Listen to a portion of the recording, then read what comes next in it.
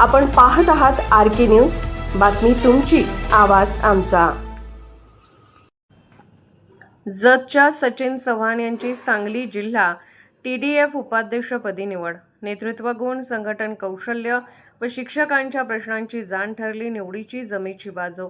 जिल्हाभरातून अभिनंदनाचा वर्षाव। जत येथील श्री रामराव विद्यामंदिर हायस्कूल व ज्युनियर कॉलेजचे शिक्षक श्री सचिन सिद्धराया चव्हाण यांची महाराष्ट्र राज्य शिक्षक लोकशाही आघाडीच्या माध्यमातून सांगली जिल्हा TDFच्या उपाध्यक्षपदी निवड करण्यात आली आहे।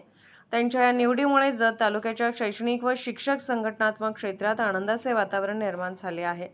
श्री सचिन चव्हाण यांच्यामध्ये असलेली प्रभावी नेतृत्व गुण, उत्कृष्ट संघटन कौशल्य, शिक्षकांच्या विविध प्रश्नांविषयी असणारी जाणीव, अभ्यासू वृत्ती आणि संघटनेप्रती असणारा आदरभाव या गुणांचा विचार करून त्यांच्यावर ही महत्त्वाची जबाबदारी सोपवण्यात आली आहे।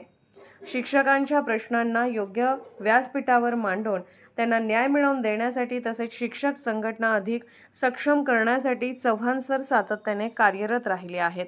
त्यांच्या कार्याची दखल घेत सांगली जिल्हा TDFच्या उपाध्यक्षपदाची जबाबदारी देण्यात आल्याने त्यांच्या समर्थक व सहकारी शिक्षकांमध्ये उत्साहाचे वातावरण आहे।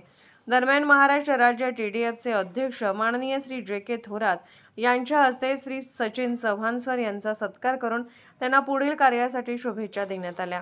श्री सचिन चव्हाण यांच्या निवडीबद्दल सांगली जिल्ह्यासह जत तालुक्यातील शिक्षक, शिक्षण क्षेत्रातील मान्यवर, सहकारी व मित्रपरिवाराकडून हार्दिक अभिनंदनाचा वर्षाव होत आहे।